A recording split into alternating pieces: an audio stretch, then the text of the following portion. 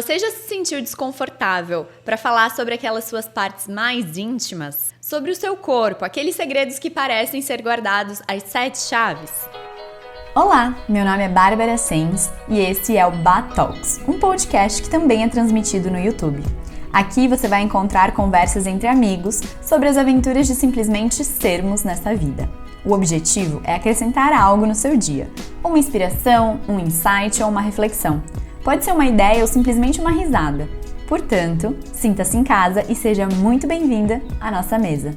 O episódio de hoje vai muito além desse tema. Teremos uma conversa que toca pontos muito delicados e que muitas vezes são silenciados por falta de informação e também por vergonha. Se você está se sentindo acolhido por essa discussão que vamos ter agora, não esquece de enviar para aquela pessoa que talvez possa se beneficiar também com o papo que a gente vai ter aqui hoje. Se inscreve no canal, se você estiver ouvindo em outra plataforma de áudio, já começa a nos seguir, porque eu tenho certeza que você vai ter muito conhecimento, vai se inspirar ou simplesmente ter um momento gostoso nos ouvindo. Bom, vamos lá então começar a nossa conversa. Eu já tinha ouvido falar sobre fisioterapia pélvica, mas eu só fui ter um contato mais direto agora na minha gestação, né? Eu via que era bom para quem quer ter um parto natural, enfim, normal. Então eu fui atrás disso. Só que quando eu entrei, né, mais a fundo nesse tema, eu vi que é um universo muito maior do que eu imaginava na minha cabecinha limitada. E a nossa convidada de hoje é uma verdadeira referência no assunto e que me acompanha pessoalmente nesse período tão especial que é a gestação. Priscila Reginato, seja muito bem-vinda. Obrigada, é um prazer. É um prazer poder compartilhar com vocês um pouquinho do meu conhecimento, né? Porque o que a gente vai passar aqui ainda assim é pouco, mas é bom porque essa informação chega às pessoas. Sim. Então, e como eu falei, eu te conheci por conta, né, da gestação e tal, mas você é sexóloga também. Também, isso, exato. Você fez pós-graduação, conta um pouquinho da tua história. Então, eu fiz a faculdade de fisioterapia, né, o bacharelado aqui em Itajaí. E aí eu me formei e a área que mais me chamou a atenção durante a graduação foi justamente a área da uroginecologia, que era assim que era chamado antigamente. Hoje é saúde da mulher. E aí a ginecologia eu fiquei encantada por conta das minhas próprias dores, né? Então, assim, ninguém conversou comigo sobre sexualidade, ninguém falou comigo sobre a anatomia, sobre a simplicidade que era aquilo ali. Então, eu cresci provavelmente no mesmo ambiente que a maioria das mulheres cresceu e se desenvolveu. Então, era aquele ambiente assim, cuidado, fecha a perna, isso é sujo, é feio, é fedido, lava direito, né? E aí, essas frases que a gente vai ouvindo vai moldando o nosso comportamento em relação àquilo. Então, passamos de um lugar onde a gente não tinha noção quando a gente era criança, então, assim, a gente não tinha essa noção de sexualidade. Uma criança, ela não tem essa noção de que aquilo é prazeroso sexualmente. Ela sente prazer, ela acha que é gostoso de repente manipular, mas ela não tem a intenção de um prazer sexual ainda, né? A não ser que ela tenha ali desempenhado os hormônios antecipadamente, mas isso não acontece. Então a criança ela vai começar a se entender mais ou menos sexual ali na sua puberdade.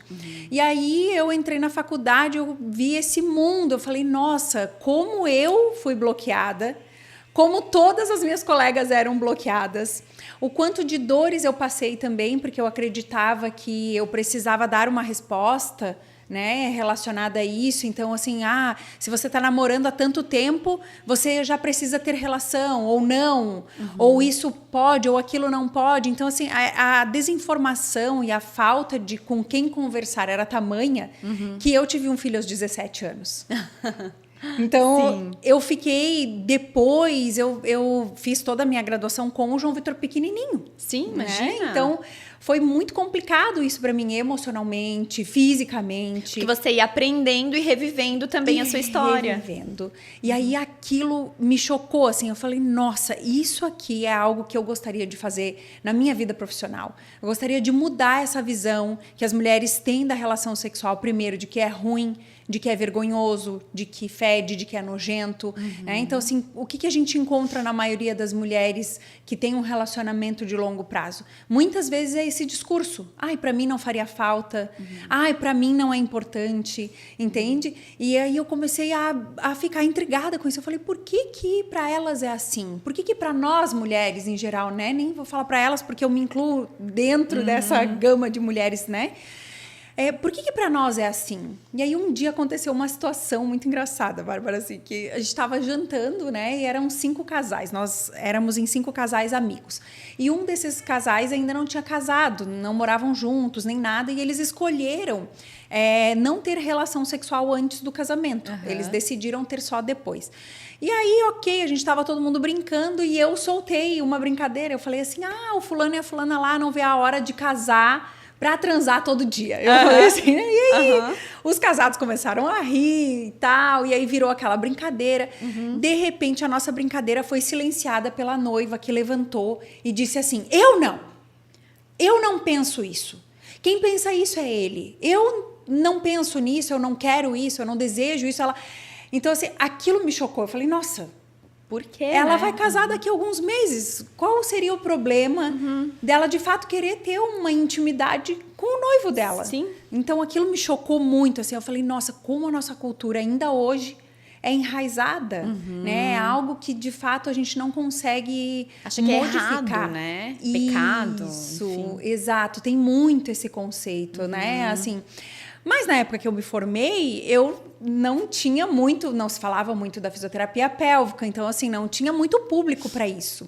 Entendi. E aí eu acabei fazendo as pós-graduações, eu fiz em saúde da mulher e sexualidade humana, junto com outro trabalho. Então eu trabalhava meio com pilates, meio com consultório. E assim eu fui até que eu consegui ficar só no consultório. E foi aí a minha maior alegria da vida, assim, porque É o que você mais gosta. é assim. o que eu mais amo, é de fato a minha paixão, assim, eu gosto muito disso, porque eu vejo de fato, assim, as mulheres se transformar nesse processo. E não é se transformar, né, no sentido ruim da palavra. Sim, não, sim. mas é de simplesmente poder se entregar dentro do seu relacionamento, de não ter mais a dor emocional e física desses ensinamentos que foram passados para ela, sabe? Então, assim, isso faz com que o meu trabalho vale a pena. Ah, sim. Né? Eu fico, assim, muito emocionada quando chega uma mulher e diz para mim assim, Pri, eu consegui, deu certo. Que é uma terapia, na verdade, também, né? Porque a pessoa tá com um problema lá, às vezes que né? Exato. Acha que é um bloqueio, alguma coisa, às vezes até mas a fisioterapia pélvica ajuda. Exato, né? exato. E para quem não sabe o que é fisioterapia pélvica, como que você explicaria para essas pessoas? A fisioterapia pélvica é a fisioterapia que trabalha com a região íntima. Então, assim como existe a fisioterapia ortopédica, que trabalha com traumas, eu quebrei meu braço, eu vou na fisioterapia depois. Eu tô com uma luxação no meu ombro, vou para a fisioterapia depois. Eu tenho um pós-operatório, vou para a fisioterapia depois. Nada mais é do que a fisioterapia da musculatura íntima mesmo, da região íntima. Porque o músculo, ele é chamado de assoalho porque justamente ele fecha a nossa pelve embaixo. Então, ele tem esse nome já propositalmente, né? Eu acredito. Sim. Ele fecha a nossa pelve. Mas como a gente tem uma desconexão muito grande dessa região, a gente nem sabe que essa musculatura existe. E muitas vezes as mulheres aparecem lá no consultório e eu falo para elas assim, olha, contrai aqui a musculatura. Se eu não der um indicativo mais específico do que é contrair essa musculatura, ela não sabe fazer. Então, ela puxa o abdômen, ela tenta fechar a perna, porque foi vendido para nós também, né, essa ideia de que se fizesse exercício fechando a perna, apertando uma bolinha no meio da perna, iria trabalhar a musculatura do assoalho pélvico e tal. Então, muitas vezes eu falo para as mulheres assim, olha, faz como se você tivesse com um pum e tu precisa segurar sem ninguém ver. Ninguém pode perceber que tu vai segurar esse pum. Essa é a contração da musculatura do assoalho pélvico. A grande maioria das mulheres pensa que tem uma musculatura fraca. E quando elas chegam no consultório, elas têm uma musculatura hipercontraída. Forte demais. Forte demais. Então, elas precisam aprender a relaxar essa musculatura. Porque uma musculatura que apresenta uma hipertonia, que a gente chama, né?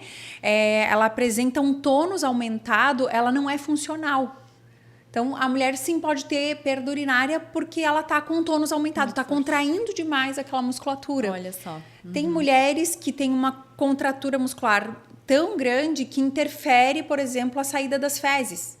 E elas começam a ter dor nas costas. Olha. Elas dizem assim, mas eu tô com dor nas costas, não sei o que está acontecendo. Aí quando a gente vai avaliar como um todo, percebe que ela tem uma constipação crônica. Por conta de uma musculatura que está muito tensa. Muito tensa. Então, pra gente fazer cocô, pra gente fazer xixi, pra ter relação, a gente precisa relaxar essa musculatura. Tu tens que aprender a fazer isso. Até uma certa idade, isso é um reflexo, né? Então, tu vai pular a cama elástica, por exemplo, pra te não perder xixi. Pula a cama elástica, a musculatura responde como um reflexo. A partir de um dado momento, aí os seus 30 anos, 35, a gente já precisa treinar essa musculatura.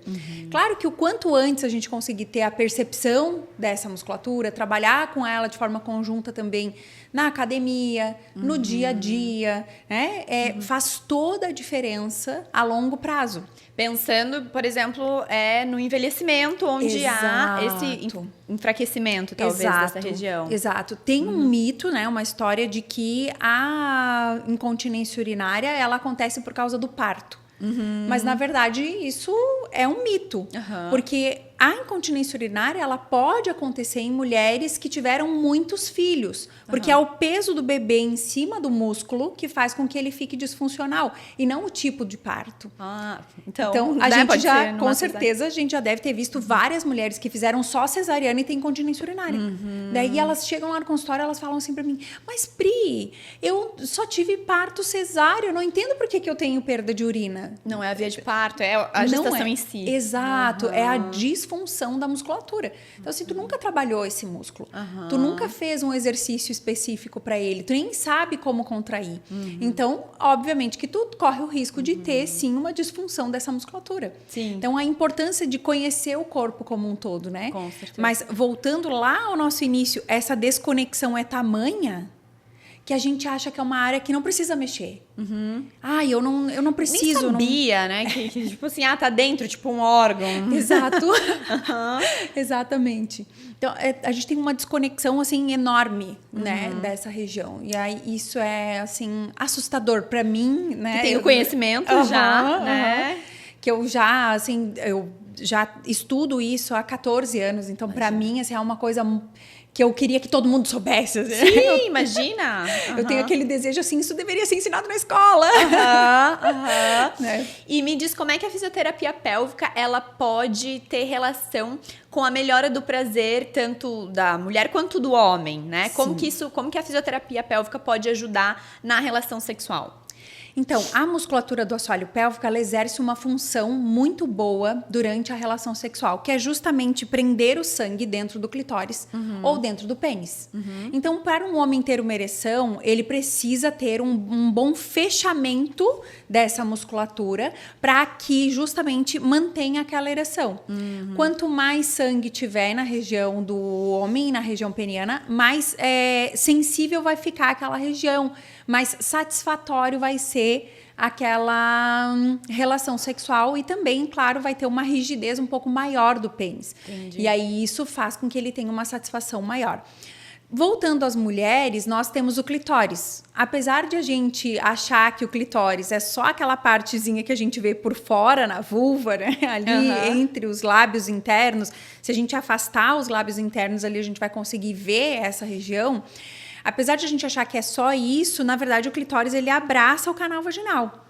Então, durante uma penetração, se eu tenho uma musculatura forte, eu aproximo os bracinhos do clitóris dessa região de penetração e aí isso faz com que prenda mais sangue dentro do clitóris, porque igual como o pênis, o clitóris tem uma ereção. Então, quanto mais sangue tem dentro do clitóris, mais essa mulher tem satisfação. Né? Agora, uma curiosidade que eu acho que é bem interessante a gente contar é que, por exemplo, o homem precisa de mais ou menos 50 ml de sangue na região íntima para ter uma boa ereção e uma relação sexual satisfatória, né? Assim, bem sensível. A mulher precisa de 500 ml de sangue na região. É muita diferença. Por isso que a gente fala, homens, por favor, né? Invistam nas preliminares. Isso faz toda a diferença para a mulher, para preparar o corpo dela para receber a penetração.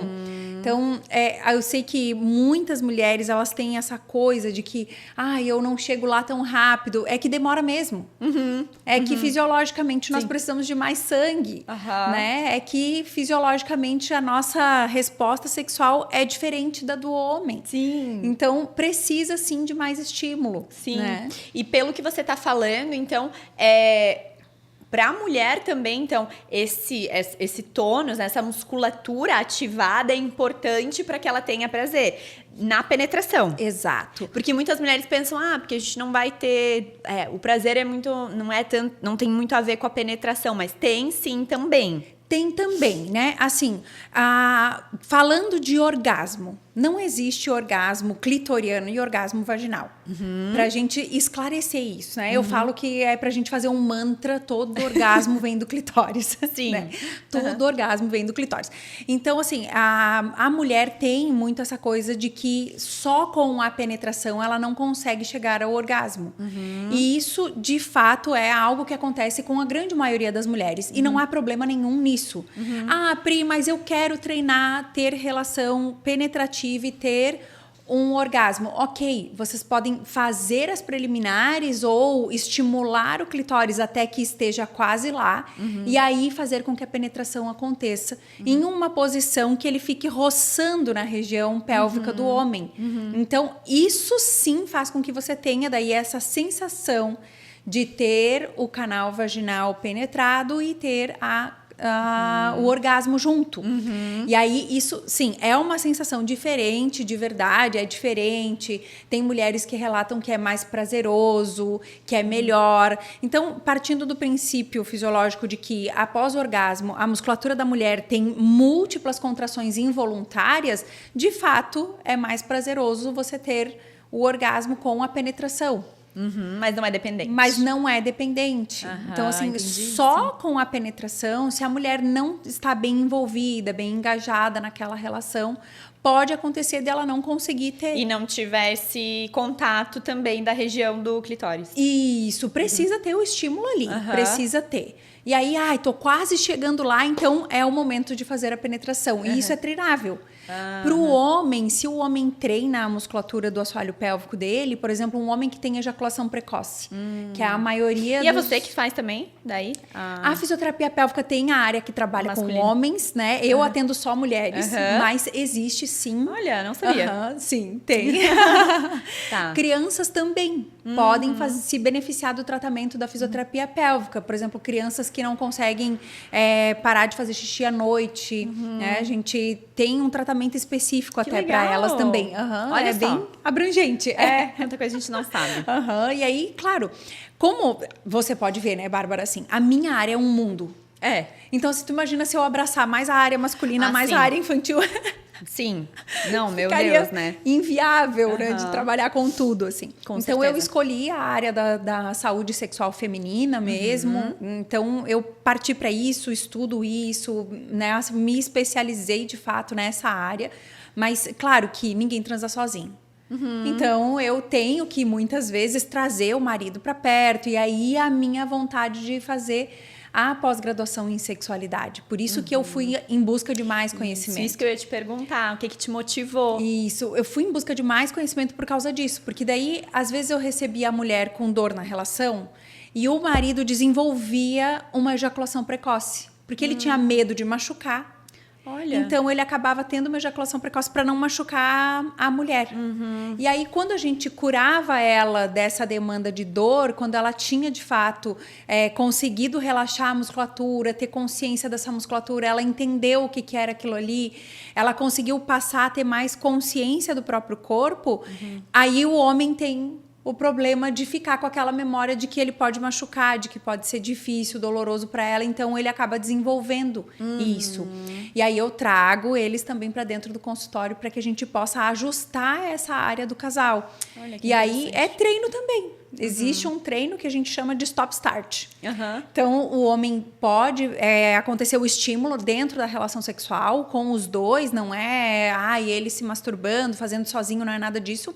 Então, ele pode ter esse estímulo sexual. Quando ele está prestes a ejacular, para por completo, e aí por isso que é start-stop. Então, assim, stop, para tudo. Respira, medita, vê outras possibilidades. E aí recomeça aquele estímulo. Eu sei que para a mulher isso não é muito prazeroso, mas sim é uma forma de treinar. Sabe quando a gente vai na academia? Sim. Então a gente vai na academia. Tu chega lá na academia, daí tu pega, sei lá, 1 quilo, tu começa a fazer o exercício com 1 quilo, daqui a pouco, nossa, aquele 1 quilo a princípio te dava dor muscular, tinha que tomar um Dorflex depois do treino, né? Depois, com o passar do tempo, aquele músculo ficou treinado para puxar aquele 1 quilo. Aí tu vai dizer assim, nossa, não, agora eu preciso aumentar a carga porque esse aqui tá pequeno, pouco, já não tá mais fazendo não dá o mesmo efeito. Né?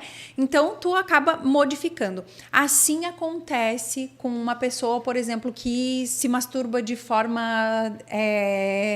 muito descontrolada. Então, isso vai, sim, gerar nela um certo condicionamento. Porque a pressão da mão que a pessoa faz no órgão genital, a velocidade, a frequência, uma vagina não é capaz de reproduzir. Porque sim, nós podemos trabalhar a musculatura do assoalho pélvico, nós podemos ter um acoplamento pênis-vagina melhorado por conta disso, mas nós não podemos ter um estreitamento dessa musculatura, porque senão gera dor na mulher. Então, esse tônus aumentado gera dor na mulher. E aí, se esse homem ele tem muito essa questão de ficar tendo essa masturbação de forma descontrolada, e até mesmo a mulher, acaba gerando um certo condicionamento. Claro. E uma frustração na relação sexual real. E isso a gente já está, inclusive, estudando em artigos científicos. Olha o só. Comportamento sexual pós acesso à internet. Olha, que Porque antigamente, eu tenho 40 anos, então... Pra mim, ver um filme pornô era algo assim muito distante, porque nós tínhamos as locadoras, né? Tinha que ir lá escondido, não tinha uma área fechada, né? Tinha uma região lá que era obscura, tu não podia entrar. E você não ia lá entrar, tu não ia lá dar tua cara a tapa. Sim. Né? A não ser que tu fosse um adulto, casado, sei lá, que tu tivesse. Mas nós, como adolescentes, a gente não ia lá. Então, ficou mais restrito esse acesso. Quando a gente teve acesso, foi assim, uma revista, era algo mais estático, né? Então a gente olhava foto, olhava uma coisa ou outra, mas não era nada dando referência. Porque a gente só faz aquilo que a gente tem referência. Né? Se eu fosse começar, sei lá, surfar hoje, eu ia ter que pegar um professor de surf e ele ia começar a me ensinar os passos iniciais para eu começar a fazer aquilo. Como na sexualidade a gente não tem educação sexual, a gente não sabe o que é um envolvimento emocional, a gente não sabe o que é uma afetividade, a gente não sabe o que é intimidade. Não, e é engraçado, é interessante você falar isso, eu nunca tinha parado para pensar como não nos é ensinado sobre esse tipo de educação sexual. O que é nos ensinado é como colocar uma camisinha. Exato. Né? E se você engravidar, você vai ser a pessoa mais, mais suja do mundo, porque foi o que aconteceu comigo, Bárbara, né? Então, assim, eu vi as pessoas me apontando na rua, vai lá aquela sem vergonha, vai lá aquela menina sem valor, entende? Então, assim, o meu valor era medido por aquilo ali, né? Porque eu tinha engravidado, mas as meninas, elas só não tinham engravidado. Exatamente, estavam fazendo. Você com o teu namorado engravidou e às vezes as outras fazendo com vários. Exato. E por aí. Então, assim, e não é esse o problema, porque elas têm o direito Claro. delas, né? Cada um, né? Aquela coisa, o corpo é delas, as emoções são delas. Então, elas têm o direito de escolher também sobre isso. Mas como isso, né? O nosso comportamento, a forma como nós somos educados, gera em nós também um comportamento.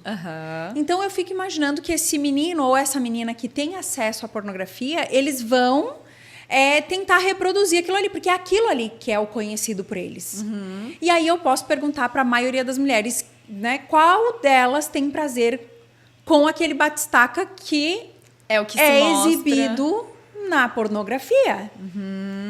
E qual dos homens tem satisfação em estar naquela posição de domínio, sabendo que a sua parceira não está desfrutando do mesmo prazer que ele? Então, como isso, né, para nós se tornou distante, sabe? Então a gente bloqueia as mulheres, os meninos também, dependendo da sua criação, né? Isso é feio, isso é sujo, isso é errado. Mas a partir de um determinado momento, ou seja, o casamento, aí agora você é autorizado a desfrutar disso. Como? Como você vai virar essa chave? Como você vai fazer isso modificar, sabe? Tu nem sabe mais o que é o teu natural. Exato. Depois, eu imagino, de tanta, né, estímulo externo. Exato. Então, tu acaba criando um condicionamento. E aí, hoje, existe até um termo que está sendo muito falado na área científica, que é a anorexia sexual, que é a incapacidade que os jovens estão tendo de ter relação sexual real por causa do uso da pornografia. Porque hoje, se você digitar na barra de pesquisa de qualquer uma das redes sociais, você vai conseguir encontrar coisas explícitas. Então, aquilo ali por si só já é um estímulo cerebral, já é um estímulo sexual. E aí acaba que nós vamos querer reproduzir aquilo. Né? Não dá isso certo, é muito perigoso, é até perigoso mesmo. Assim, tem um estudo mostrando o uso da cocaína e o uso da pornografia. Eles fizeram imagens de ressonância magnética de pessoas que declaradamente falaram que faziam uso da substância, tanto da cocaína quanto da pornografia, né? E aí eles fizeram os exames de ressonância magnética e eles puderam ver que a área onde é afetada tanto um grupo quanto o outro é a massa cinzenta. É uma região cerebral que é responsável pela tomada de decisão assertiva. Então, muitas vezes, quando a gente faz o uso dessas substâncias, né, essa massa cinzenta ela vai sendo diminuída de tamanho, ela vai mesmo que atrofiando, né? Para falar num português mais claro, ela vai atrofiando. Por isso que um usuário de droga, ele mata a mãe dele para poder ter acesso à droga. Porque a pessoa fica irracional, de fato. Ela não consegue mais ter empatia, ela não consegue se colocar no lugar do outro, ela passa, de fato, a ser mecânica. Aí vamos colocar isso dentro de uma relação sexual. Acontece a mesma coisa. O quanto isso não é duro para o parceiro, seja tanto para um lado quanto para o outro. Sim, né? sim. Então, assim, há aquela questão da pessoa... Eu recebo relatos das mulheres dizendo assim, Priscila, eu me sinto usada, eu me sinto descartável, eu me sinto, inclusive, abusada porque certas coisas são violentas no meu ver, sabe? Então, assim, por quê? Porque a pessoa... Tá usando como um vício aquilo. Exato. E aí, o que acontece muito, Bárbara, né? Assim, a gente tem um estímulo sexual. Isso abre os receptores dopaminérgicos no nosso cérebro. Beleza, os receptores estão abertos, você teve um estímulo, vai lá e casa com esses receptores e tu tens aquela sensação de uau, de bem-estar, de prazer, de relaxamento. Então, assim, aquilo é muito bom. Mas daqui a pouco, esse mesmo estímulo, como eu falei do condicionamento, ele não é capaz de abrir os receptores dopaminérgicos. E aí eu preciso evoluir o meu estímulo. Por isso que, inclusive, os estudos mostram que a pessoa começa com uma pornografia soft porn, que eles chamam, né? Então, assim, é uma coisa normal, dita normal, e ela vai evoluindo para algo mais hard porn. Então, ela começa a querer mais pessoas, bichos, crianças, enfim, ela passa a ser irracional em relação àquela sensação. Então, ela quer a todo custo ter aquela sensação. Porque aquela primeira já não dá mais o mesmo prazer. Não dá. Tem que ir evoluindo. Porque você já criou um condicionamento. Um condicionamento. Tá. Então, aquilo já não é mais capaz de satisfazer e de abrir os receptores dopaminérgicos que a gente tem. Por isso que ensinar a afetividade aos nossos filhos e a nós mesmas, né? Assim, faz toda a diferença no relacionamento sexual. E por isso que muitas pessoas acham que a relação sexual é isso que você comentou no começo ali da colega que falou assim, eu não quero isso. Porque essa é a imagem que a gente tem, porque não nos foi ensinado o que é né, uma relação sexual, né, com afetividade, com Exato. prazer, com... Exato. É muito essa imagem, que é o que está sendo vendido no externo, porque ninguém está falando. Então, o que se Exato. fala é a pornografia, né? Exato. É o acesso Complicado. que a gente tem, né? A gente não tem acesso a um conteúdo de boa qualidade relacionado a isso, até porque é barrado. Então, tem muita coisa que é barrada, né? Exatamente. Não passa para frente, porque eles caracterizam como um conteúdo explícito. Ou até mesmo, às vezes, a pessoa, ela ouve aquilo, bate nela e soa isso como algo ruim, como algo que... Pra que falar isso? Pra que fazer isso? Né? Então, assim, e aí ela mesma acaba denunciando, e aí isso também acaba barrando o alcance das pessoas a essa informação de maior qualidade, sabe? Então, assim, tirar as vendas dos olhos é muito importante, sabe? Eu tenho, a minha luta hoje, eu falo que é justamente essa, a informação de qualidade para tirar a venda dos olhos. O quanto as pessoas sofreriam menos dentro dos seus relacionamentos se elas soubessem se entregar, serem afetivas, amorosas, se elas soubessem receber aquele carinho. Mas muitas vezes elas não sabem, né? Um exemplo, eu tenho um exemplo assim que é muito clássico no consultório e eu achei muito engraçado. Uma paciente chegou e ela disse assim: Priscila, o meu marido veio passar a mão em mim lavando a louça. Se isso são horas! E ela estava assim muito indignada, né? que o marido tinha ido passar a mão nela e tal. E aí eu falei assim, ok, primeiro vamos partir do princípio que se vocês fossem namorados e isso tivesse acontecido, como você receberia? E aí ela falou, mas é diferente quando a gente é namorado. Por quê? Por que é diferente? O que mudou agora?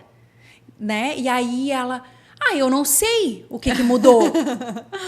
Mas, de novo, a gente volta lá na nossa concepção. A nossa mãe, como ela se comportava em relação a isso? Ela também dava abertura? Eles tinham esse contato afetivo amoroso dentro de casa? Qual é a informação que eu recebo, mesmo sem ninguém falar? Ninguém precisa dizer assim, Bárbara, é horrível mulher falar sobre sexo, é horrível. Ninguém precisa falar isso pra ti. Observar. Mas o entorno diz pra você, não fala sobre isso. Então, assim, não é que ninguém ensinou a gente, não é que ninguém falou pra nós assim, não fala sobre isso, isso é feio pra mulher, isso é ruim. Não, mas nas pequenas atitudes. Por exemplo, claro que a gente deve ensinar a menina a ter um comportamento, né? Eu não tô dizendo que também, então tá bom, abre a perna, fica aí arregaçada. Não, não é isso. Sim, né? sim, Mas assim, relacionado à sua parte íntima, não ter algo negativo. Sim. Porque se a menina, por acaso, ela estiver mexendo na pepeca dela, com certeza ela leva um tapa. Sim. Com certeza ela vai ser punida por aquilo ali. E a criança, ela não tem nem noção não tem maldade, do porquê que ela apanhou. Né? Eu tava outro dia com meu filho lá no futebol, e daí a menininha tava lá, acho que ela devia ter assim uns 3 aninhos de idade. E o irmão dela fez um gol, e ela comemorou, e quando ela comemorou, ela botou a mão na pepequinha, assim, ela ficou feliz com aquilo, sabe? E aí a mãe dela veio, deu um tapaço na mão dela, juntou ela, botou no colo, assim, braba. Ela começou a chorar, eu tenho certeza que aquela menina nem sabe por que ela apanhou. Não, ela não faz nem ideia do que estava acontecendo, porque na verdade a maldade está em nós, não na criança. Sabe? Aí as pessoas falam assim pra mim, Priscila, então o que eu preciso fazer? Tira o foco da criança, ela vai se esquecer daquilo ali.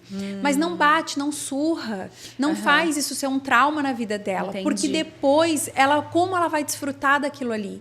Como ela vai se sentir confortável com o marido dela passando a mão nela?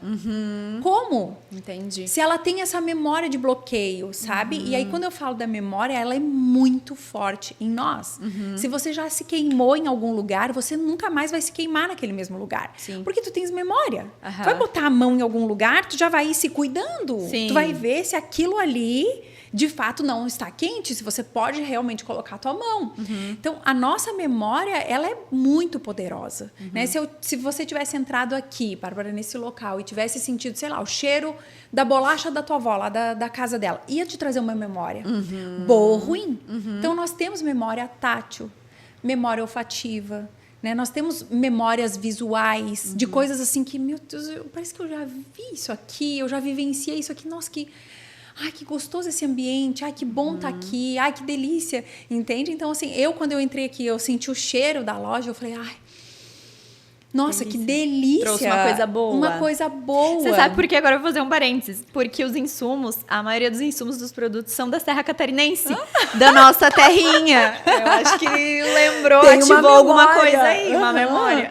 Então, tudo traz memória para nós, né? Então, assim, como que eu vou depois dizer para essa mulher assim, não, agora tu se entrega, agora tu deixa, agora tu se permite sentir, permita sentir prazer nessa região agora. Nessa região suja, nessa região feia, imagina. nessa região fedida. Se permita agora, entende? Então, assim, é muito desconexo isso. Até muito porque desconexo. as primeiras vezes da mulher, principalmente, não são tão prazerosas. Exato. Que a gente já tá com medo, a gente tá insegura, Isso. nunca fez.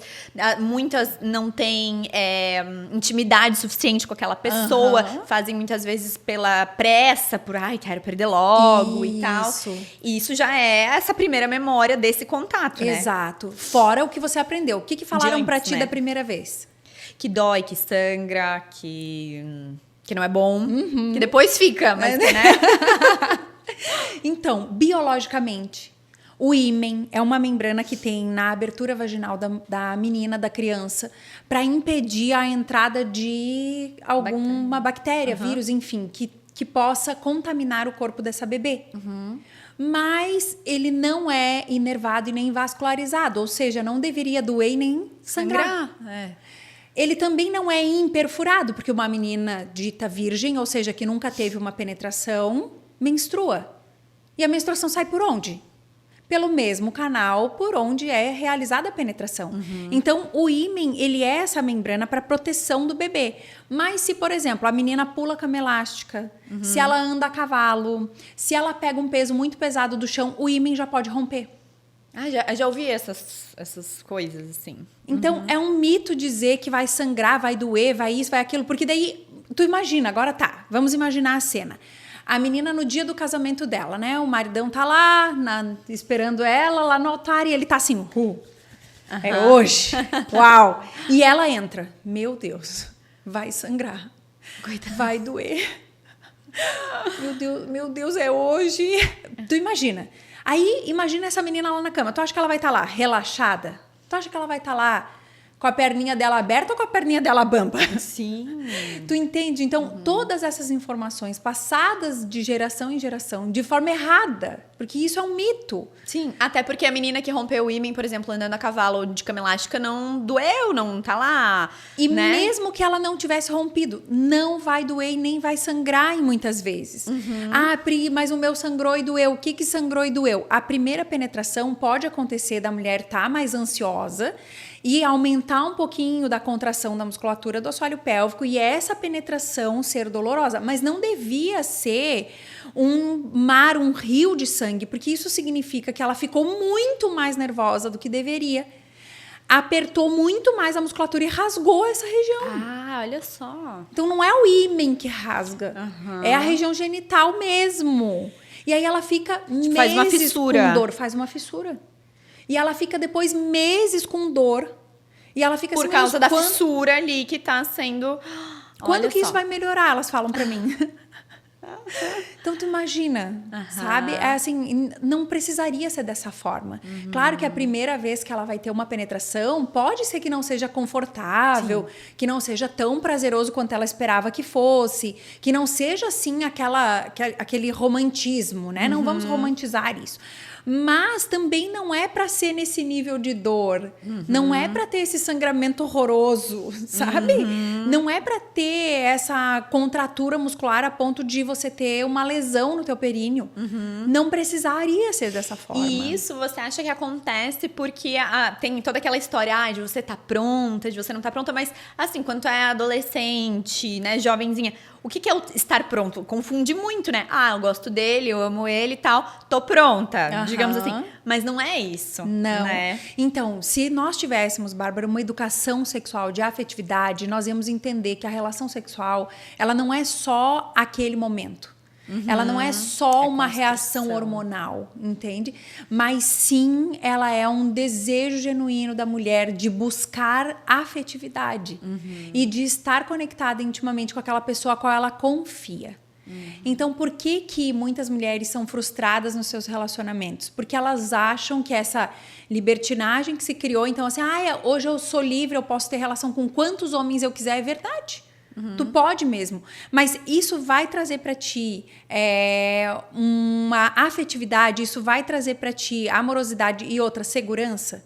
Essa pessoa que você teve relação aleatória, ela, se por acaso você engravidar, ela vai assumir o compromisso de estar contigo? Então, todas essas inseguranças não deixam a primeira relação sexual ser prazerosa.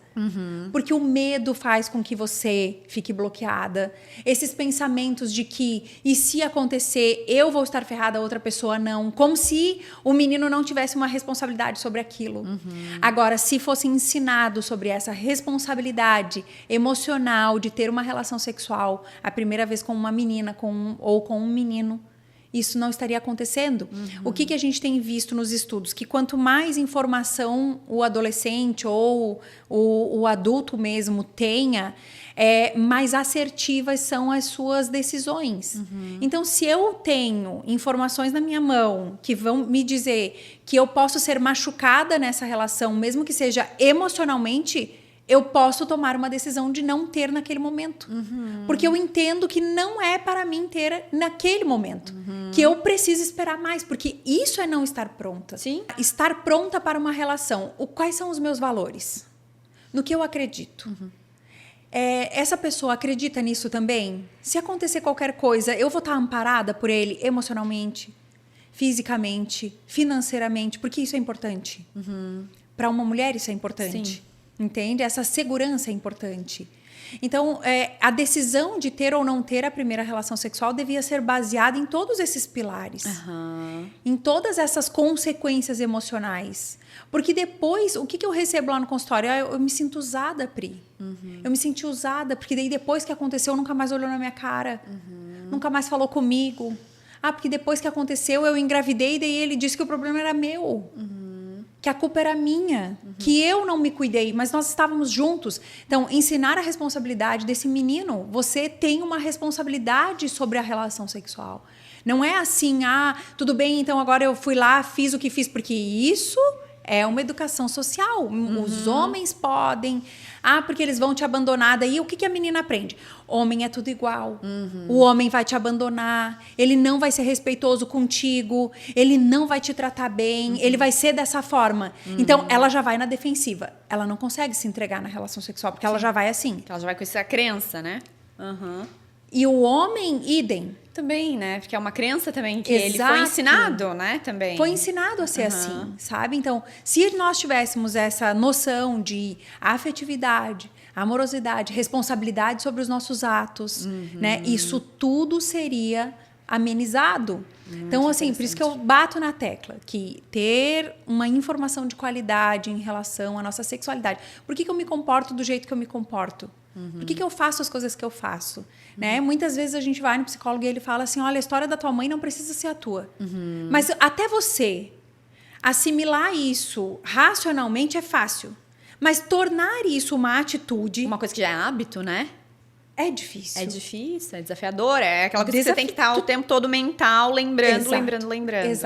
Exato. Então, é importante termos essas informações. É importante. E no consultório aí você traz essa informação toda. Mas normalmente as mulheres que te procuram, eu sei que, né, bom, você atende aí saúde feminina, então desde a gestante, a pessoa que tem ali um problema de incontinência urinária, mas qual que é a maior procura? Porque eu sei também que, por exemplo, eu tenho conhecidas que tinham endometriose, tinham, enfim, muita dor durante a relação e tiveram que tomar remédio e tal, e não passava essa dor, tomou antidepressivo pra relaxar lá, e não passava a dor, foi parar, em último sempre, na fisioterapia pélvica. Sim.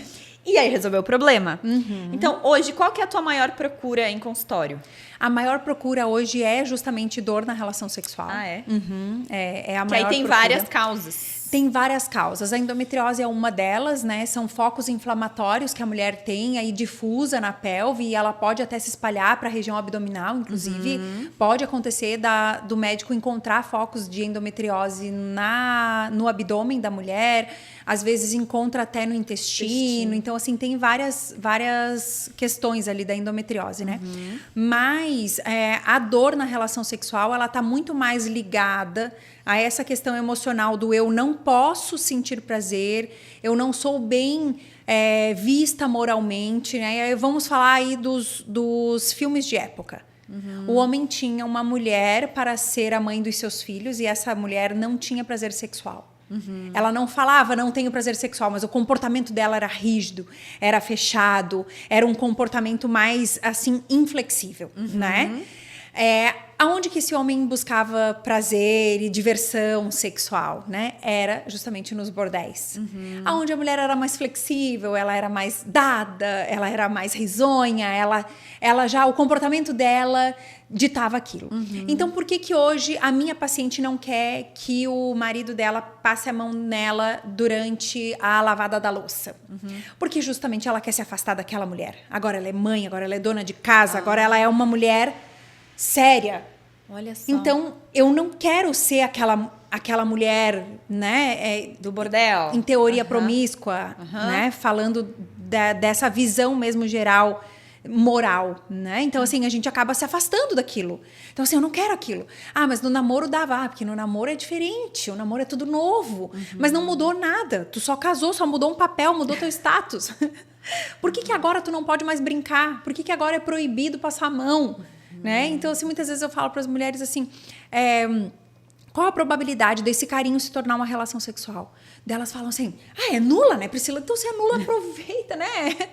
Brinca, diz, hoje à noite tem e tal. E às vezes nem acontece nada. E tá tudo bem. Meio, como você fala, é como se a mulher passa a colocar uma máscara e a se comportar como tal. Exato. E dentro isso daquele papel. E isso é aprendido por nós. Então, é aprendido. Eu tenho pacientes que elas falam assim, Priscila, minha mãe dizia... Ai, meu Deus, teu pai tá vindo. Ai, que saco. Ai, eu não acredito. Ele vai chegar de viagem e tal. Aquilo era um karma pra mulher, sabe? Sim. E aí, imagina a menina ouvindo isso, né? Quando ela é criança, ela não entende. Sim. Mas agora, adulta, ela disse assim, meu Deus, daí eu passei a entender por que a minha mãe ficava tão irritada que meu pai tava em casa. Porque ela não queria aquilo, ela não queria ceder aquilo, sabe? Então, assim, ela não queria... E aí eu comecei a pesquisar, falei assim, mas por que nós temos isso tão engessado, tão inflexível? Por que tem que ser dessa forma? Sendo que a mulher tá lá em 4 paredes, ninguém tá vendo, ninguém tá julgando, ninguém tá olhando dizendo que tá gorda, tá magra, tá ruim, tá feia, tá isso... Ninguém. Nem que tá promíscua. Nada. Mas para te ver o quão forte é isso na nossa memória, né? Então, a gente precisa mudar esse caminho, trilhar um outro caminho, da afetividade, do vínculo emocional. Se eu tivesse chego aqui, Bárbara, triste, tu ia saber se eu tava triste? Tu ia olhar pra mim e ia dizer assim, Pri, tá triste. Sim, assim, depende, né, com a cara que tu chegasse, porque tu pode disfarçar também. Exato. Então, assim, mais a depender da intimidade que tu tivesse comigo... eu ia saber. Eu poderia tentar disfarçar o que fosse pra ti. Tu ia identificar. Nós temos que ter essa intimidade com o nosso parceiro. Sabe? Com quem a gente escolheu viver. Essa intimidade que a gente tem que ter. Sim. As mulheres, às vezes, chegam lá no meu consultório e falam pra mim que elas não estão satisfeitas com os maridos delas, mas eles não sabem. Claro, E aí se abre pra você. E se abrem pra mim. E aí são muitas camadas, né? Olha como você tá falando, assim, que tem que ir lá atrás. E aí, você tem que trabalhar tudo isso com elas. Vai trazendo, vai tirando essas camadas da cebola. Exato. A consciência. Exato. E aí eu faço perguntas para elas, né? Assim, por que você entende que isso é dessa forma? Aí elas não sabem nem explicar, muitas vezes. Elas falam assim, eu não sei. Sim, Eu não sei. E aí eu falo para elas assim, o comportamento que você viu na tua casa, seja pela tua mãe, seja pela tua avó, seja pelas pessoas às quais você conviveu, não precisa ser a tua realidade. Você pode sim escolher diferente, você pode sim ser diferente. Você não precisa ser essa mulher inflexível, né? Então, como que as crianças, por exemplo, aprendem sobre a afetividade? vendo o pai e a mãe. Então, se o pai é um cara abusador, se o pai é um cara difícil, se o pai é um cara muito complicado, é isso que ela vai ter como destino amoroso. Ela vai entender que se um homem trata ela desse jeito, esse é o normal. Por isso que a gente vê histórias assim, ó. Ai, a fulaninha lá de tal casou com um cara alcoólatra, mas a mãe dela o pai dela já era alcoólatra, o vô era alcoólatra e ela casou com um alcoólatra. A gente vê isso, por quê? Porque é familiar pra ela. E na cabeça dela um dia vai mudar, um dia vai ser diferente. Então, assim, tu vê que a gente nem escolhas assertivas a gente faz. É tudo inconsciente, atraindo por conta da nossa vivência. E porque a gente engessou, a gente não quer abrir para uma mudança. A gente não quer... Dá medo novo. Dá medo, porque eu vou pisar num terreno que é desconhecido para mim. Né? Então, assim, será que eu posso mesmo me permitir ter prazer na relação sexual? Será que isso de fato é permitido para mim? Mas eu sou cristã. Eu sou cristã, Deus vai estar me vendo lá. Sim, Ele vai estar te vendo, vai estar celebrando contigo. E aí tem todas essas camadas também, né? Até mesmo de religião, dessas crenças de que Deus pune, de que Deus castiga. Exato. Né? Do que é pecado, mas que tu não sabe, é. Bárbara, que os estudos mostram que uma educação repressora, ela é mais apontada pelas mulheres como dificuldade depois na sua vida adulta do que a religião. Olha só. Olha que importante isso, né? Então, a questão da educação. E eu acho que realmente é... Agora, você mãe, né? Pela primeira vez. Eu acho que essa questão da educação é muito... Eu acho que é o maior desafio, assim, né? A gente hoje tem muito mais consciência. E eu falo, vou ter uma menina, mas se eu tivesse um menino, hoje eu imagino que é mais difícil ainda você criar um menino do que uma menina, assim, pensando. Porque... tem toda essa desconstrução a ser feita, né? Do homem mesmo, do machismo, de tudo, né? Do comportamento. Porque as mulheres, elas estão, como você falou, mais libertas, mais, né, donas de si e tal. E os homens, eu vejo eles um pouco perdidos, assim. Exato. Eles não estão sabendo lidar muito com essa mudança, né? Com essa modificação. Então, assim, assumir o nosso papel com feminilidade faz toda a diferença. Você pode sim ter a sua opinião própria, você pode sim ser uma mulher muito bem-sucedida, você pode sim. Mas você pode também ser vulnerável e frágil dentro do teu relacionamento. Você pode sim querer um acolhimento lá dentro, entende? Tu não precisa ser essa mulher rígida, essa coisa rígida. O tempo todo, né? O tempo todo, entende? Então, assim, se tu casou com aquela pessoa, tu confia que ela vai cuidar de ti. Tu confia nela. Tu entregou tua vida pra ela. Então, por que não ser vulnerável ali naquele momento? Entendeu? Por que não deixar o homem, sim, exercer esse papel de domínio sobre você? Mas não é um domínio abusador, agressivo. Não é isso. Sim. Né? É um domínio de cuidado, de proteção, de amor. Entende? Então, essa é a verdadeira afetividade. Como que a gente ensina os nossos filhos isso? Quando o marido chega em casa e a primeira pessoa a qual ele vai dar um beijo é a esposa. Ele está ensinando o filho dele ou a filha dele a valorizar aquele relacionamento. A dizer assim, ó, é bom estar casado. Porque muitas de nós viu e ouviu e a imagem e a informação que chegou até nós foi essa. Ser casado não é bom. Ser casado é ruim. Ter um relacionamento estável é muito difícil, porque o homem quer comandar e a mulher não quer ser comandada. E aí isso cria uma disputa dentro do relacionamento irreal. Porque isso não precisa existir. Sim. Nós podemos, sim, sermos parceiros, estarmos ao lado, né? Eu sei que muita gente elas confundem o verdadeiro significado da palavra submissão. Não é estar abaixo, é estar ao lado, sabe? Então, assim, eu percebo que há uma distorção muito grande de papéis. Total. Fazendo com que os casais se afastem cada vez mais. Cada vez mais haja um abismo entre eles. Então, a mulher não consegue ser verdadeira com o seu esposo não consegue ser verdadeiro com a sua esposa. E isso acaba gerando uma série de conflitos, traições, inclusive. Né? E eles ainda falam que foi por causa disso. Né? Como e essa se falta tivesse... de comunicação, porque ninguém tira a armadura, digamos assim. Não. Ninguém tá ali de peito aberto, assim. Exato. Né? E não há justificativa para a falta de fidelidade. Não há justificativa. Foi uma decisão. Mas a pessoa se tornou endurecida, mas você também decidiu se tornar endurecido ou endurecida. Entende? Então, assim, existe sim um enrijecimento. Não dá para dizer que só um lado teve culpa, só o outro lado teve culpa, sabe? É claro que há uma decisão emocional de tomar aquela atitude. Porque, por exemplo, você pode saber que, todo mundo sabe, trair é errado. Isso é um consenso. Trair é errado. É errado por quê? Porque fere os meus conceitos morais, porque para mim vai ser difícil digerir, para minha esposa vai ser difícil digerir. Tem pessoas que querem esse relacionamento, né? E aí é uma questão de escolha. Mas para pessoas, vou falar a grande maioria, isso não é o natural, isso não é o normal. Então é ter de fato um relacionamento que seja fiel, fidedigno, né? Aquele relacionamento ali. E aí, quando você baseado na tua emoção, porque o meu casamento não tá tão bom, porque sim, nós vamos passar por tempestades, nós não vamos viver só na marolinha. Não, vai vir onda grande. Vai vir os desafios. Tá vindo um bebê agora pra ti, né, Bárbara? Assim, então, a tua bebê vai trazer novos desafios pro relacionamento do casal. Sim. Isso quer dizer, então, que, não, então tá bom. Não tá bom, eu não tô me sentindo bem aqui dentro desse relacionamento, eu não me sinto acolhido, eu não me sinto mais dessa forma, do jeito que eu me sentia anteriormente, então eu me dou o direito de ferir o meu parceiro. Entende? Então, assim, você racionalmente você sabe, você entende que trair é errado, mas a emoção de não estar bem naquele momento leva você a tomar uma atitude precipitada.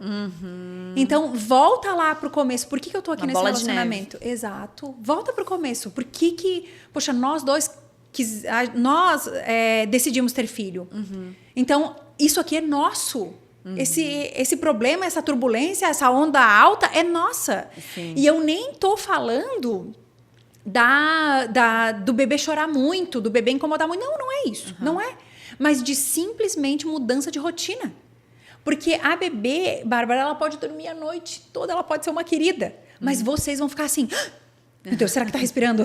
Será que tá com frio? Será que tá isso? Então, vocês vão ter sim privação de sono, independente se ela chorar ou não chorar. Vocês vão ter sim uma preocupação extra.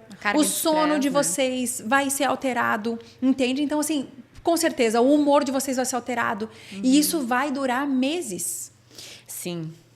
Então, assim, um precisa ser o apoio do outro, entendendo que esse é um momento que nós estamos vivendo. Isso é afetividade, isso é compromisso, isso é relacionamento, isso é responsabilidade. E não assim, tudo bem, então agora o barco não tá mais... Para peixe, o mar não tá mais para peixe, o barco tá cambaleando aqui, então eu vou pular fora dele, porque é mais fácil para mim fazer isso. É isso que é vendido. E porque eu fui ensinado que se um relacionamento não tem todo dia, ou sei lá, com uma certa frequência, não tá bom, então tem alguma coisa errada. Exato. Né? E a mulher, inclusive, muitas vezes se coloca nesse lugar. Porque ela fala assim, Pri, não, mas assim, a culpa foi minha, porque, eu sei, o homem não aguenta. Quem falou? Não, isso aí eu acho um absurdo. Como assim, né? Quem disse que ele não aguenta? Quem disse que ele não tem domínio próprio? Biologicamente, não existe uma explicação do porquê os homens têm mais desejo que as mulheres. Sério? Sério. Não existe. Quando a gente vai olhar nos estudos, a gente vê que as mulheres 40 a mais são mais satisfeitas na relação sexual. Daí tu poderia me dizer assim, mas elas estão praticamente sem hormônio? Como que elas são mais satisfeitas sexualmente? Para te ver que um dos pilares, claro, é o hormônio, mas é um dos pilares. Sim. O relacionamento, a afetividade. A mente, né? A cabeça, de você estar relaxada, de você estar tranquila. A segurança. É outro momento de vida. Até porque o homem também, né? Se ele tá muito estressado, se ele tá vivendo um momento desafiador, seja na carreira, no pessoal, familiar, ele também não vai estar tão disponível assim. Exato. Né? Então, assim, entender que nós vamos passar por fases diferentes. Eu não posso querer comparar a minha vida hoje com 40 anos, 2 filhos, com a vida sexual de um casal que acabou de casar. Que é só os dois. Então, assim, não existe, não tem como comparar isso, né? Pode ser que eu passe uma semana inteira sem ter relação. E isso vai ser natural, vai ser normal para mim. Porque, afinal de contas, eu tenho 2 filhos, eu tenho uma outra rotina de vida, eu tenho uma responsabilidade financeira, eu tenho uma responsabilidade social, emocional com a minha casa. Então, isso também demanda trabalho. Com certeza. Né? Então, assim, o quanto as nossas fases de vida também vão nos direcionar a atitudes. Entender que isso é passageiro. E que vai daqui a pouco melhorar. Em outro momento vocês vão se encontrar num outro estado, digamos assim. Então a responsabilidade recai sobre os dois. entender essa responsabilidade faz total diferença. Sim. Muito legal. E eu tô aqui pensando, né? Como a gente veio falar sobre sexualidade, a gente acha, nossa, sexualidade é uma coisa totalmente carnal, físico. E olha, você tá trazendo justamente pro contrário. Exato. Não existe o carnal, não existe o prazer sem antes ter o sentimento, sem ter a intimidade, a amorosidade, Exato. o entendimento, a compreensão, a parceria. Isso. O que a gente vê nos estudos? Que quanto mais esse casal tem intimidade, melhor é a relação sexual. Uhum. Tu pode até ter uma relação sexual, assim, casual com alguém e você se sentir satisfeita. Isso pode acontecer. Porque, de repente, naquele momento, tu tava se sentindo bem, tu tava com um hormônio mais aflorado, e até a própria condição ali do local, do momento, tu tava empolgada e aquilo gerou em ti um certo desejo espontâneo, que a gente fala, né? Então, assim, isso pode acontecer. Mas, em relacionamentos de longo prazo, isso não funciona. Porque tá ali todo dia, né? O que funciona é a segurança, é a amorosidade, a afetividade, entende? Então, assim, muito mais importante do que aprender um batistaca, né? Do que aprender uma pornografia, muito mais importante. Aprender a afetividade, muito mais importante. E a gente quase não aprende isso, porque eu vou falar da minha vivência, assim, né? Então, os meus pais eram um casal, né, comum, normal, assim, mas eu não via muito essa amorosidade entre eles, apesar de eu saber que eles se amavam. Sim. Mas eu não via isso. Isso não era, assim, algo muito deixado explícito, ver, né? Explícito, não era, assim. Então, a gente não conseguia muito enxergar isso neles, sabe? E com o passar do tempo, isso foi ficando cada vez mais frio, porque daí a gente saiu de casa, então a gente passou a não ter muito mais esse convívio dentro da própria casa, então acabou não associando muito a essa amorosidade, essa afetividade. E aí depois tu é jogada num relacionamento, tu chega lá e aí tu se comporta também endurecida dessa forma. E isso muitas vezes não funciona com o parceiro, sabe? Então sim, a relação sexual ela é muito mais emocional. Se você não estiver engajada naquela relação, se por exemplo você chegar lá, e que acontece muito, na relação sexual, tu ficar pensando assim, meu Deus, a máquina ficou cheia de roupa lá. Não relaxa, aquele músculo vai doer. Né? E também tu não vai conseguir ter prazer, porque tu não tá conseguindo engajar naquilo, tu não tá entrando naquele clima. Outra, tu não tá percebendo o estímulo que tá sendo realizado no teu corpo, sabe? Daí o que a gente vê nas mulheres 40 a mais? Essa liberdade. Muitas já estão aposentadas, se aposentando, os filhos já estão crescidos. Então, a gente vê essa liberdade de se permitir sentir. Olha, que interessante. E aí elas chegam lá, elas dizem assim, não interessa se eu tô com uma gordurinha aqui, outra ali, não interessa. Se conhecem melhor, são mais seguras de si também, né? Exato. Então, assim, isso transforma a realidade delas a ponto delas dizerem assim, ó, a minha relação sexual é muito mais prazerosa agora do que quando eu era jovem. Então, tu vê que a informação, o autoconhecimento também, né? E quando a gente fala em autoconhecimento, eu não tô falando em masturbação. Porque, por exemplo, eu tive uma paciente que chegou no consultório e ela é filha de pastores. E ela também decidiu ter a primeira relação depois do casamento. Tá, ela foi pra lua de mel e ela menstruou na lua de mel. Tamanho desconhecimento do ciclo dela mesma. Ela não tinha nem conhecimento de como funcionava o ciclo dela, menstrual. Ela colocou um OB e teve relação. Porque ela não sabia da anatomia. Que não podia? Que era o mesmo buraco, ela não sabia. Ah, meu Deus. Aí ela chegou pra mim com dor. Ela conseguiu, ela tirou o OB, tudo e tal, né? Ela não ficou com ele lá dentro e tal, mas depois daquilo ela ficou com memória de dor. E aí ela chegou pra mim com dor na relação. Ela disse assim, Pri, eu não consigo e eu preciso melhorar isso e tal. E aí fui a fundo com ela até que ela me soltou essa. Então tu vê conhecimento anatômico. Ô Pri, falando agora de conhecimento anatômico, explica um pouco pro pessoal como é que funciona a tua consulta, como é que é. Tá. Porque assim, uma coisa que eu achei o máximo quando eu fui passar contigo, é que eu tinha ouvido falar que fisioterapia pélvica era muito parecido com pilates. Eu cheguei no consultório da Pri, eu falei, gente, isso é tudo menos fisioterapia. Desculpa, menos pilates. Entendeu? Não tem nada a ver com pilates, eu já fiz pilates. E, enfim, quero que tu conte como é que é o teu atendimento, como é que tu trata, assim, seja o que for, mais específico. Claro, o meu caso é um pouco, imagino, diferente por conta da gestação. Sim. Mas como é que se dá? Por exemplo, você não conhece nada da anatomia e tal, chega lá no consultório, por exemplo, com dor. O que é feito? Então, muitas vezes as pacientes mandam mensagem pra mim: Pri, com que roupa eu vou na fisioterapia? Roupa fitness. E aí eu falo pra elas: com qualquer roupa, porque aqui você vai ficar pelada. E não é pelada completamente, né? Então, tira sempre a parte de baixo. Então, primeiro a gente faz essa coleta da história. Quando que começou, né? Existe aí o vaginismo primário, o vaginismo secundário, ou seja, primário desde a primeira relação sexual, o secundário que pode ter desenvolvido. Por exemplo, eu tive uma paciente que desenvolveu dor depois que foi morar com a sogra. Olha. Ela precisou por algum tempo morar na casa da sogra e ela desenvolveu dor porque ela ficava pensando que a sogra ia ouvir, que podia ter... Então, ela desenvolveu... tensa. Vaginismo secundário, sabe? Então, existem ali certas situações que podem gerar esse desconforto na mulher, né? Então, eu pego toda essa história, se a mulher é gestante, qual é a intenção dela de parto, o que ela pensa para parto, o que ela sabe da musculatura, o que ela sabe de trabalho de parto, né?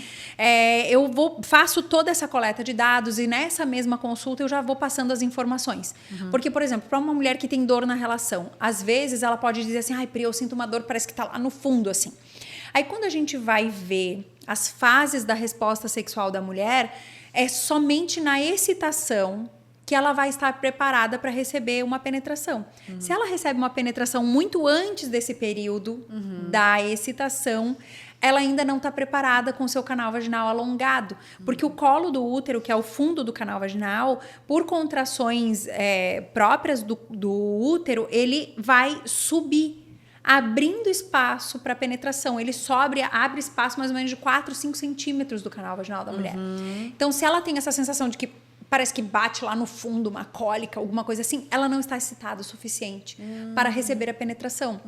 Então, eu explico todas essas fases da resposta sexual, como é a resposta do corpo da mulher àquilo, né? Como funciona a resposta sexual feminina. E aí, claro, para gestante, eu dou aula de parto, explico como funciona a pelve, como a pelve vai se comportar, como a pelve se comporta durante a caminhada, como ela vai se comportar durante o trabalho de parto, que é diferente, e que isso é o que gera dor. Não é a passagem do bebê pelo canal vaginal.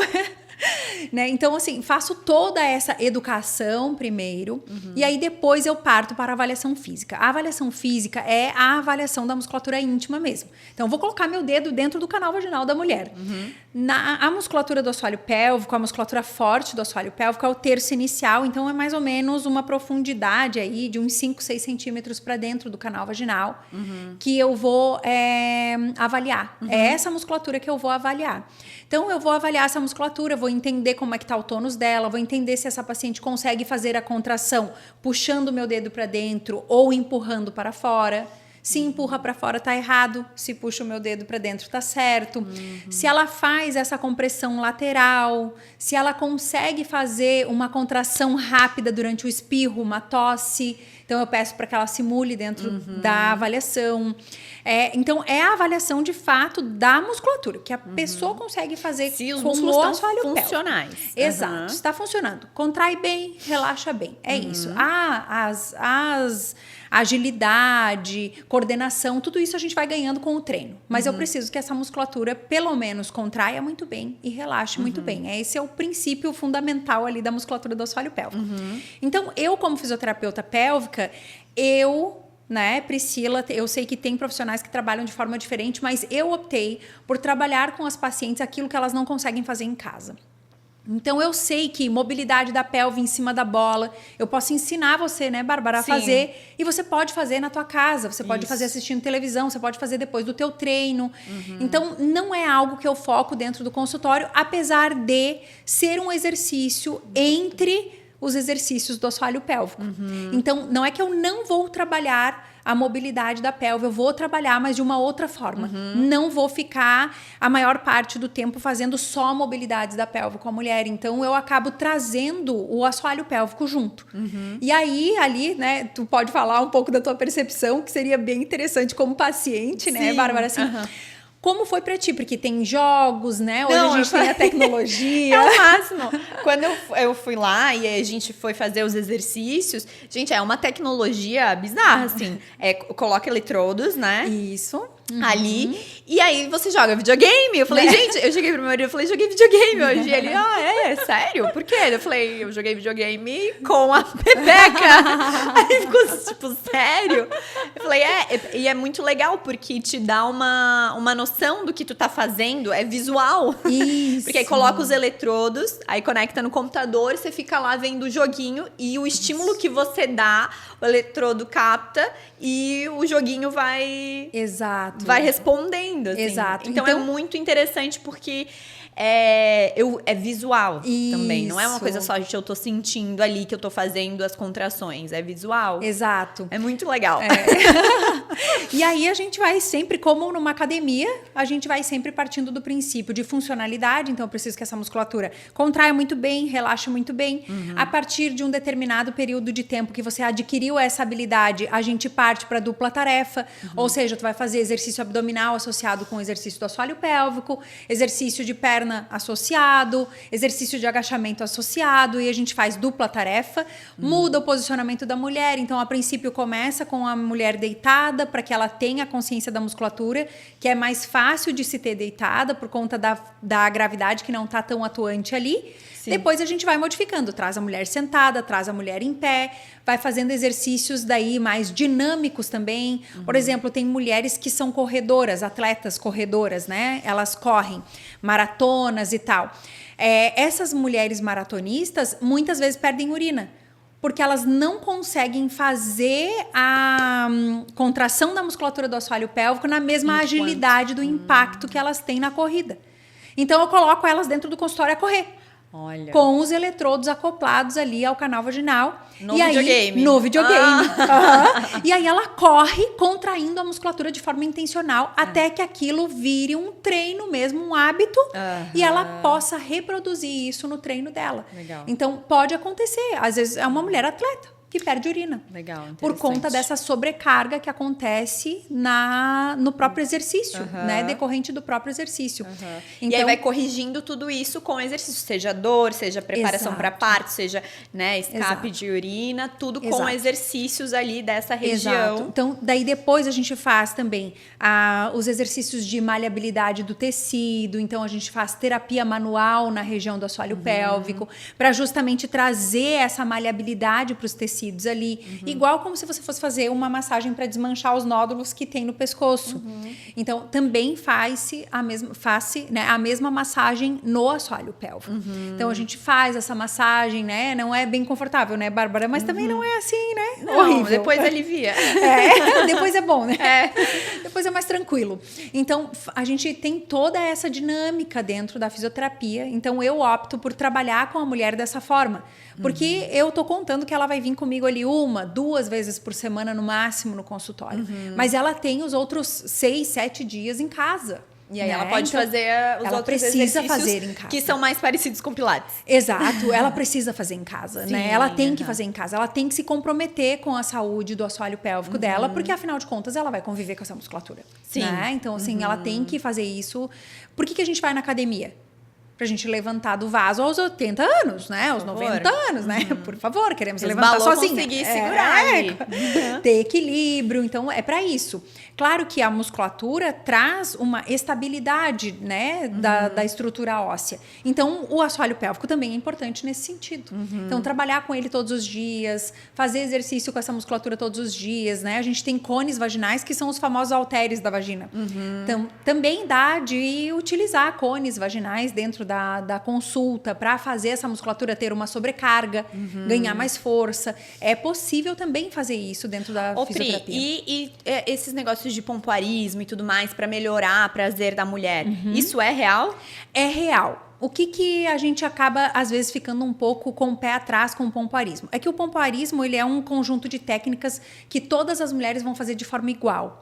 Mas, às vezes, a demanda da mulher que tem uma disfunção não seja fortalecer, que é o maior foco do pompoarismo. Entendi. Seja relaxar. Então, como eu te falei anteriormente, a maior parte das mulheres, assim, eu vou te dizer, 95% das mulheres que eu atendo tem uma musculatura alterada de tônus para mais e não para menos. E daí esse exercício não é benéfico. E não é benéfico. Não vai trazer mais vai prazer. Vai gerar dor na relação, entende? Então, assim, em vez de trazer a função, né, de contrair muito bem, relaxar muito bem, de trazer essa agilidade que vai sim fazer com que tu tenhas mais prazer na relação, é o contrário. Tu vai fortalecer uma coisa que já tá muito forte, que já tá muito tônica, e aí tu vai deixar essa musculatura ainda mais contraturada. E isso gera dor, desconforto. Ou seja, piora o quadro. Piora o quadro. Então, eu falo sempre que assim, o pompoarismo é esse conjunto de técnicas iguais para todas as mulheres, né? E a fisioterapia, ela é individualizada. Então, eu vou ver o que a tua musculatura consegue fazer, quantos segundos você consegue contrair e manter essa contração. E é a partir disso que a gente inicia o treinamento.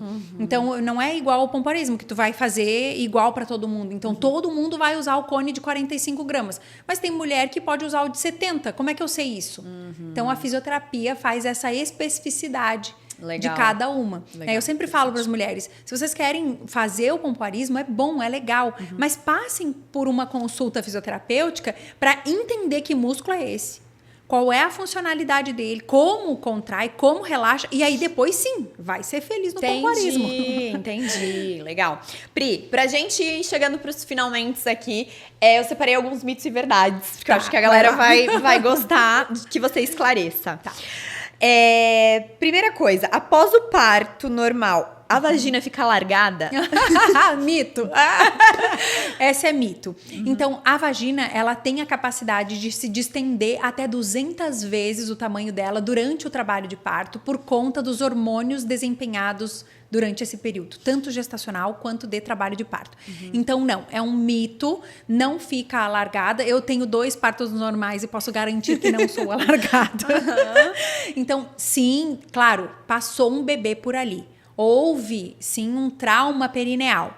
Pode ser que essa mulher não tenha um trauma de rasgar, de laceração, de ter tido algum problema muscular.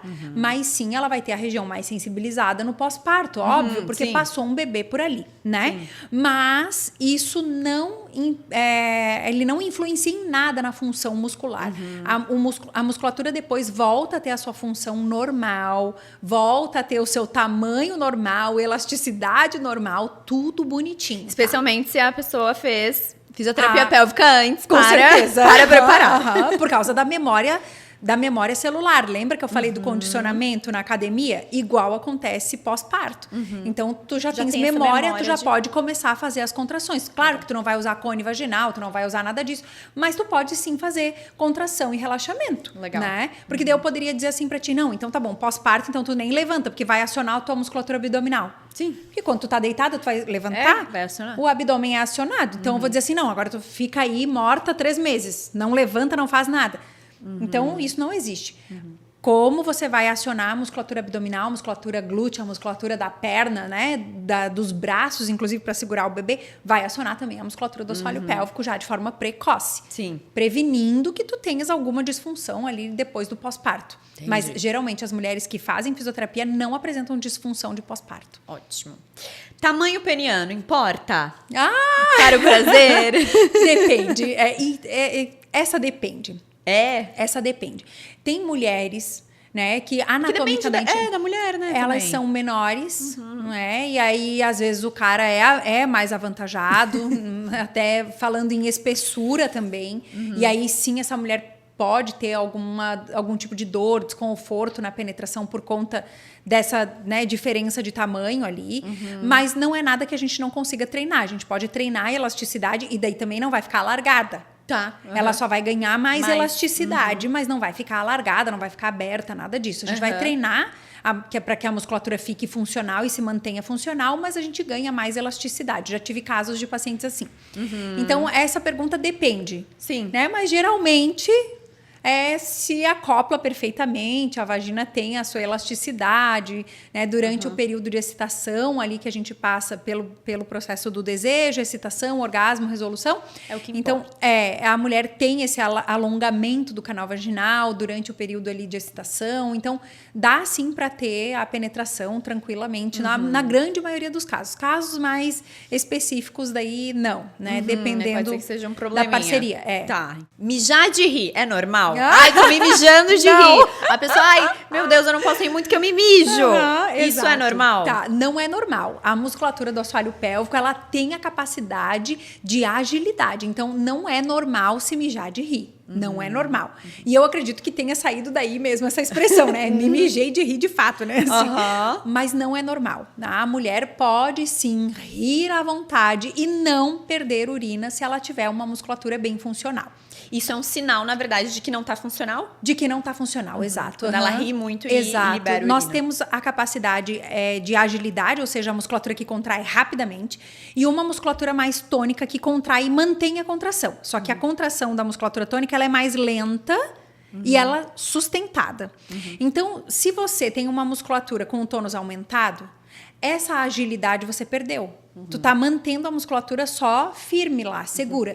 Então, quando tu tens um episódio de rir, espirrar, tossir, enfim, se a tua musculatura tem um tônus aumentado, tu perdeu essa capacidade de agilidade, de segurar durante um esforço um pouquinho maior. E aí tu pode ter perda urinária por conta disso. Às vezes a paciente chega lá no consultório, a gente só faz o ensinar essa musculatura a relaxar e contrair, e ela já para de ter a queixa. Então, ótimo. Ela tem sim essa agilidade, tem essa função, né? Ela não precisa se mijar de rir. Então, quem tá se mijando de rir aí já é um alerta. Já é um alerta. Isso aqui não é nem um mito verdade, na verdade é uma pergunta que foi feita. Principal queixa é a falta de libido das mulheres no consultório? É a falta de libido, mas aí eu vou trazer um ponto que é a falta de informação do que é a libido. Nós temos 2 tipos de desejo, o desejo espontâneo e o desejo responsivo. Os estudos mostram que a partir de 1 ano de relacionamento, o desejo passa a ser responsivo. Por quê? Porque, como eu expliquei lá anteriormente, o desejo espontâneo é esse desejo da novidade. Então, tu vai encontrar a pessoa na quarta-feira. Você se arruma, você cria uma expectativa, tu tens um desejo espontâneo de encontrar aquela pessoa. Então, um beijo é capaz de desencadear toda uma resposta sexual no teu corpo. Porque você já está aberta àquilo, você está já imaginando aquilo. Tu tá entendendo como o nosso emocional, a afetividade, tudo isso faz parte? Porque naquele momento tu tá se sentindo amada, manda mensagem, tu tá se sentindo né? desejada. Então tu acaba abrindo mais o teu corpo e a tua vida para aquele momento. E aí isso é um desejo espontâneo. Depois de 1 ano de relacionamento, o desejo passa a ser responsivo. Ou seja, tu não tem mais nenhuma novidade. Tu vai chegar em casa e a pessoa vai estar lá. Ela não vai mais te buscar às quartas-feiras para jantar. Né? Ela vai estar lá. Então, essa rotina, essa monotonia faz com que o nosso desejo seja responsivo. Ou seja, depois que inicia-se algum carinho que a gente entende que vai ser sexual, o corpo passa a responder aquele estímulo, entende? Então, é dessa forma. Então, muitas vezes a paciente chega lá e diz assim, Pri, eu tenho baixa libido. Eu explico isso para ela, ela diz assim, não, então a minha libido tá normal. Porque quando que a gente caracteriza uma mulher com desejo hipoativo ou baixa libido, né? Quando ela não apresenta resposta nenhuma a nenhum estímulo há mais de 6 meses. Tipo, meio depressiva até, né? Assim, Exato. Tipo, uma coisa meio, pelo que você falou, assim, uma coisa meio É uma assim. depressão de todo o sistema, né? Não só uma depressão emocional, mas é uma depressão, assim, geral da pessoa. Então, ela perdeu o tesão de vida mesmo, sabe? Porque nada mais é a sexualidade do que esse tesão de viver, essa vida, essa coisa que nos impulsiona, sabe? E agora você falando, eu usei a palavra depressão, não necessariamente precisa ser uma depressão diagnosticada, mas às vezes é um momento delicado que a pessoa está passando, por exemplo, uma doença na família. Exato. Então ela fica com aquilo, né? Tá passando por um momento desafiador, então ela fica mais, né, sem muita alegria na vida, exato, né? Exato. Tá com E grandes daí, preocupações. ela não consegue ver esse estímulo sexual como algo palpável naquele momento. né? Então, assim, é natural que dependendo também das fases de vida, o nosso corpo também responda de outras formas, né? Pessoas com depressão diagnosticada e que fazem uso de alguns antidepressivos também têm a libido modificada pela ação do medicamento. Então, o próprio anticoncepcional também, né? O anticoncepcional também, porque o anticoncepcional ele vai te dar um hormônio linear, né? Então, assim, em vez de você ter aquela dança, eu falo, né? A dança hormonal ali durante o período da menstruação e aí o período pós-menstrual ali, né? Que seria esse período que a gente ia estar mais a fim de ter relação, período ovulatório ali, a mulher não tem. Então, muitas mulheres apresentam sim essa queixa de libido com o uso do anticoncepcional. A gente tira essa forma de anticoncepção, né? Administra outro tipo de forma de anticoncepcional e ela fala assim, meu Deus, nunca mais quero voltar a tomar, né? Mas tem algumas mulheres que não sentem elas não têm essa sensação e aí, ok, continua com o anticoncepcional e tá tudo bem. Mas para quem sente essa dificuldade, sim, seria um ponto a ser discutido aí com a ginecologista para trocar, porque hoje a gente tem métodos anticoncepcionais que não fazem bloqueio ovariano.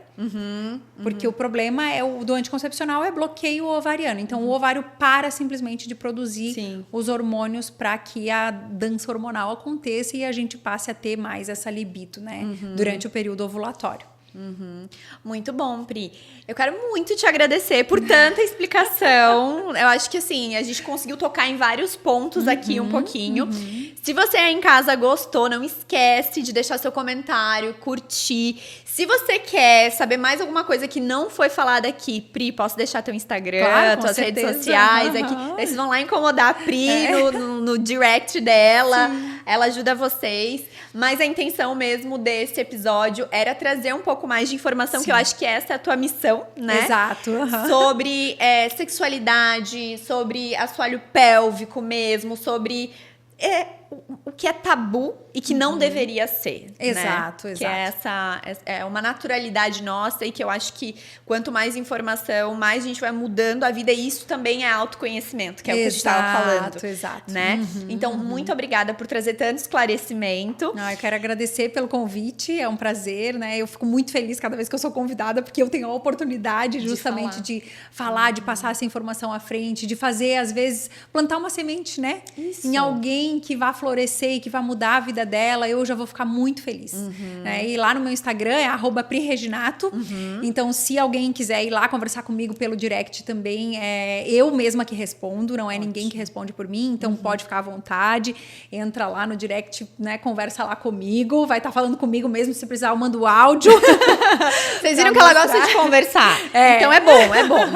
Vão lá trocar. Pode ir lá que vai ser muito bem recebida. Obrigada, tá, Pri? Obrigada a você. Até o próximo episódio. Eu vejo vocês semana que vem.